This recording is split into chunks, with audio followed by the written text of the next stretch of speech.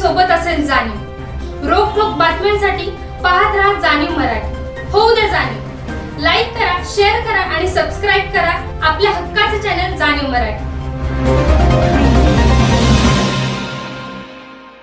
स्वागतम, सुस्वागतम।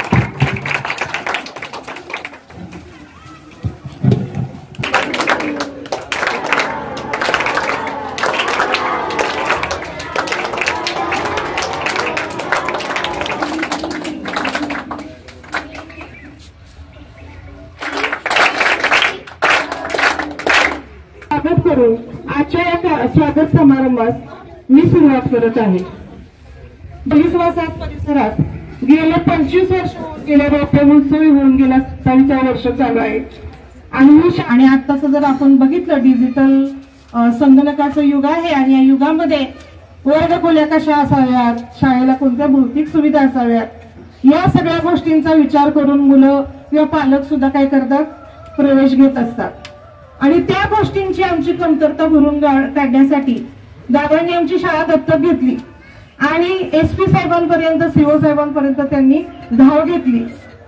मीडियातून सगळ्या याचा प्रसार केला की ही शाळा एक चांगली शाळा आहे, मुलं आहेत आसपासची, ही शाळा कार्यरत व्हावी म्हणून त्यांनी खूप प्रयत्न केले। गेल्या 2-4 वर्षात कोरोना काळात सुद्धा मुलांना दप्तर म्हणू नका, 100% मुलांना दप्तर, याच्या अगोदर स्मार्ट TV दिले आणि आता सुद्धा आज त्यांचं औचित्य वाढदिवसाच्या निमित्तानं ते आपल्या शाळेला पुन्हा डिजिटल करण्याचा त्यांनी जो शब्द आम्हाला दिलेला आहे तो शब्द ते पाळत आहेत। त्यांचं वचन मन वचन कर्माने ते निभावत आहेत आणि अशा दादांचा वाढदिवस सुद्धा 3 डिसेंबरला आहे, परंतु त्यांचं औचित्य साधून आज या कार्यक्रमाचं दोन्ही दुग्ध शर्करा योग म्हणून आम्ही हा कार्यक्रम साजरा करत आहोत।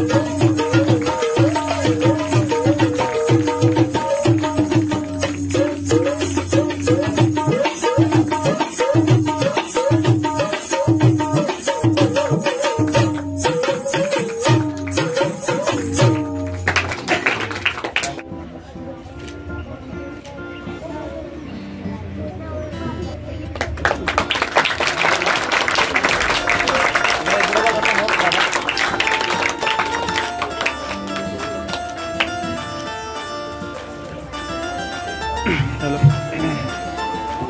हाँ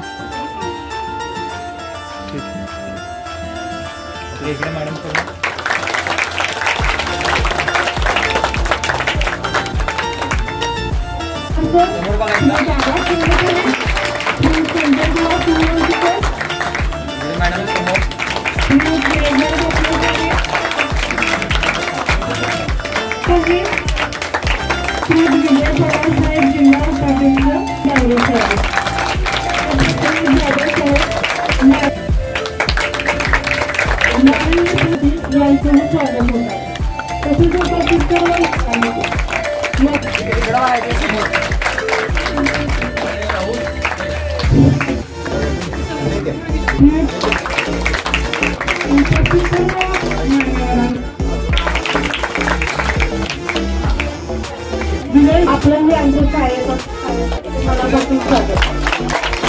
प्रथम नमस्कार आणि दादांना वाढदिवसाच्या खूप खूप शुभेच्छा।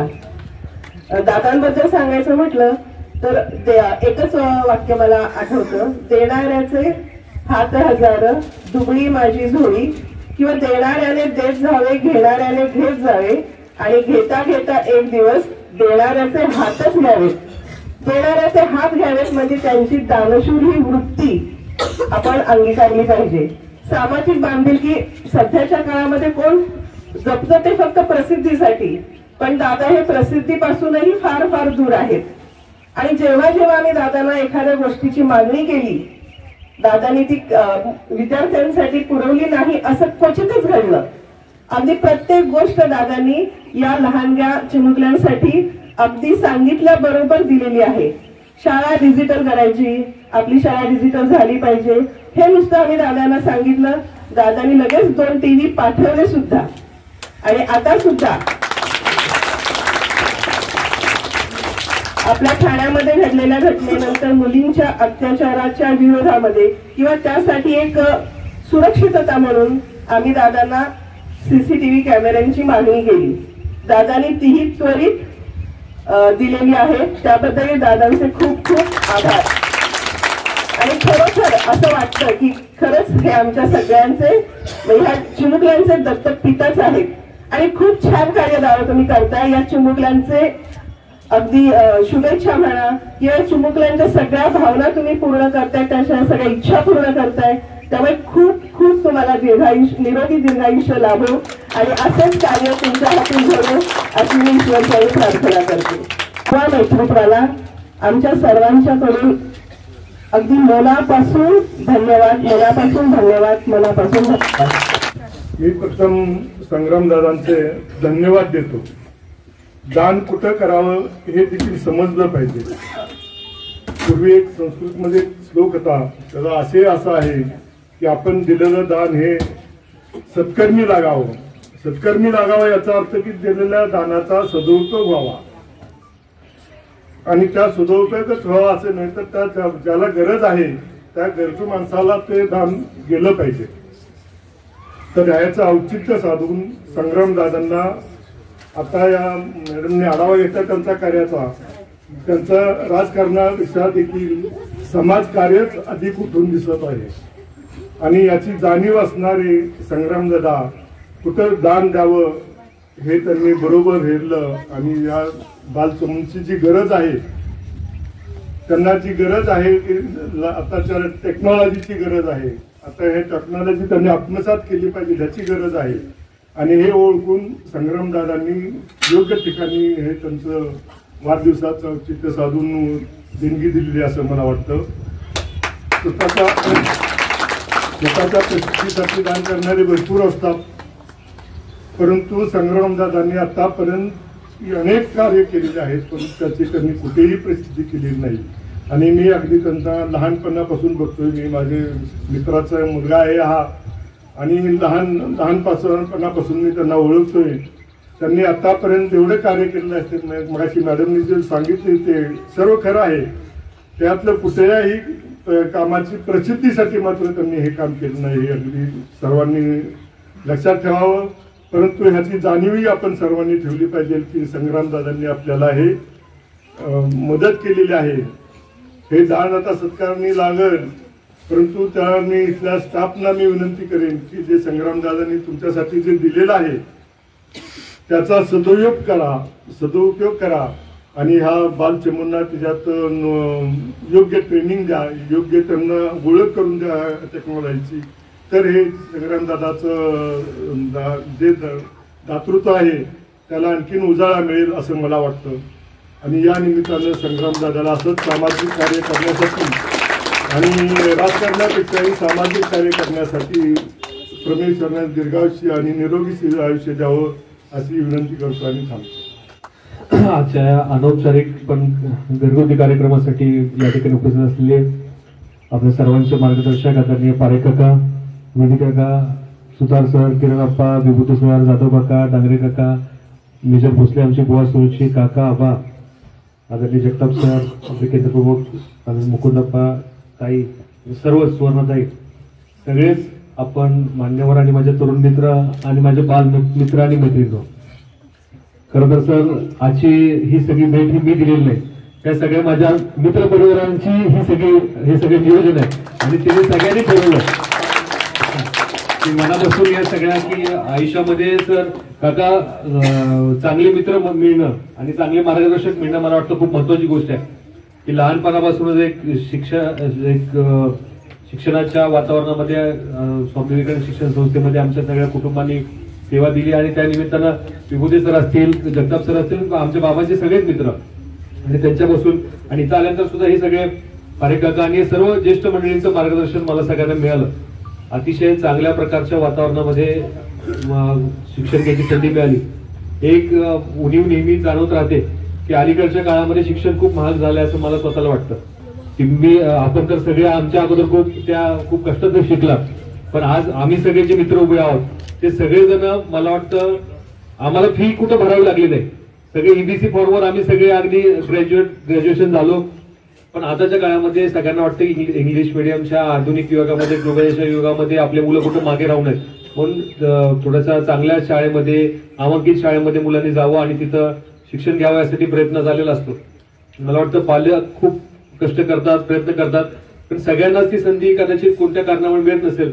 काहींचा असाही प्रयत्न असतो की मराठी शाळेमध्ये खूप चांगलं शिक्षण मिळतं आणि तिथेही मुलांनी कुठं कमी पडू नये. आणि हे करत असताना काही भौतिक सुविधा या निमित्तानं कमी पडून त्या मुलांना असं कुठे स्पर्धेमध्ये वाटू नये की आपण मागे पडतोय.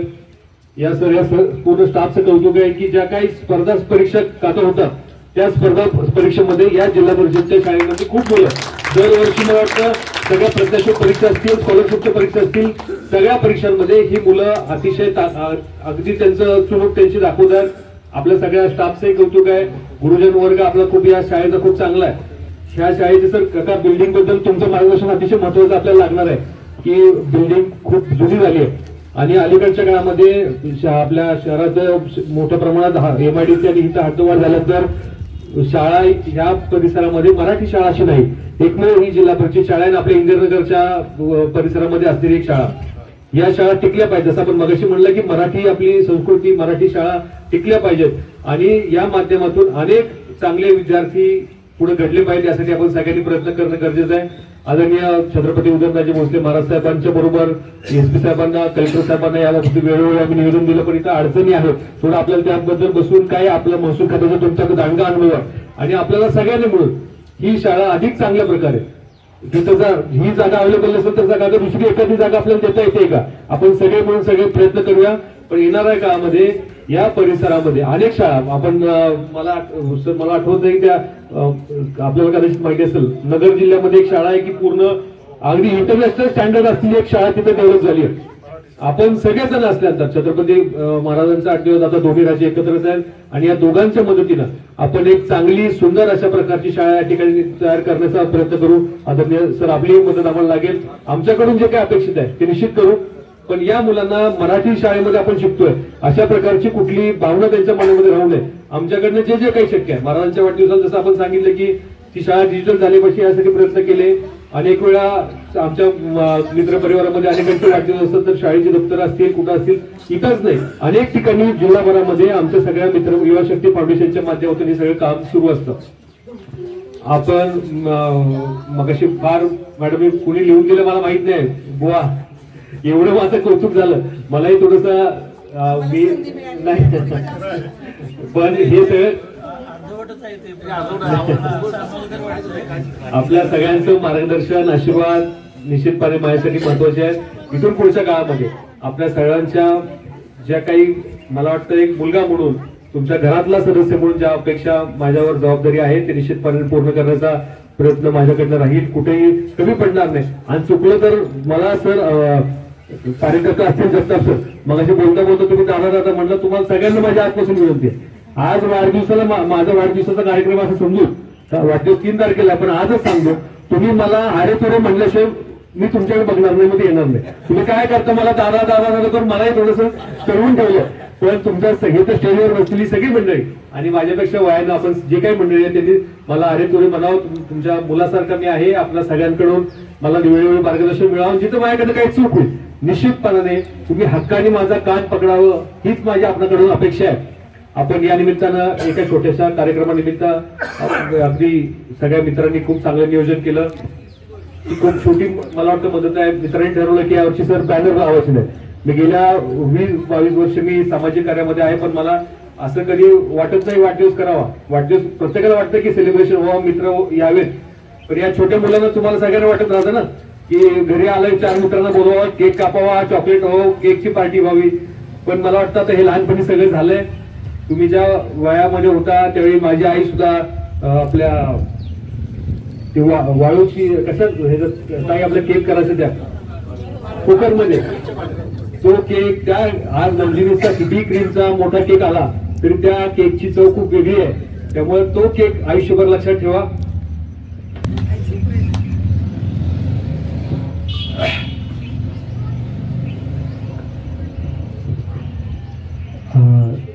चांगले आई वडील मिळणं आणि त्यांच्या पोटी जन्म घेणं मला वाटतं आपलं कदाचित 7 जन्माचं पुण्य असेल असं मला नेहमी वाटतं. त्यांच्यामुळं इथपर्यंत येण्याचा आई बाबा नेहमी स्पेशल असतात मुलांसाठी.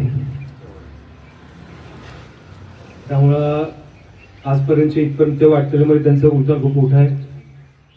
आपण सगळेजण एक कुटुंब म्हणून आपण सगळेजण एकत्र राहू.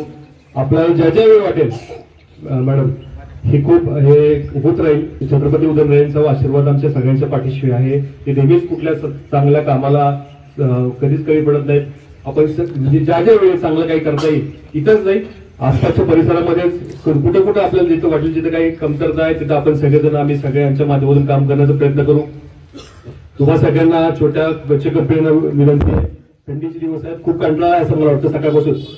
पण एक गोष्ट आपण नक्की लक्षात ठेवा आपल्या आई वडिलांचं कष्ट तुमच्यासाठी जे काही करतात एखादी गोष्ट कमी आहे म्हणून आपण कधी नाराज व्हायचं नाही. मलाही वाटायचं सर 10वी पर्यंत काका मला सायकल नाही मिळाली की मी घरी भांडण करायचं. मला आता मुलांना लवकर आयफोन मिळतो लवकर सायकल मिळते ताई बरोबर. सगळ्यांचे आपण लाड तुम्ही सगळेजण पुरवता आता अलीकडच्या पिढीमध्ये. मी माझ्या मुलाचे लाड त्यालाही थोडंसं आम्ही सांगितलं की जेवढं गरजेचं आहे तेवढं आपण घेतलं पाहिजे. पण एक गोष्ट आपण नक्की लक्षात ठेवली पाहिजे की आपले आई वडील खूप कष्टाने आपल्याला वाढवतात. त्यांची प्रत्येक वेळी त्यांची अपेक्षा असते की आपल्या मुलाला कुठे जगातली कुठली गोष्ट कमी पडू नये. त्यांचा निश्चितपणे प्रयत्न असतो.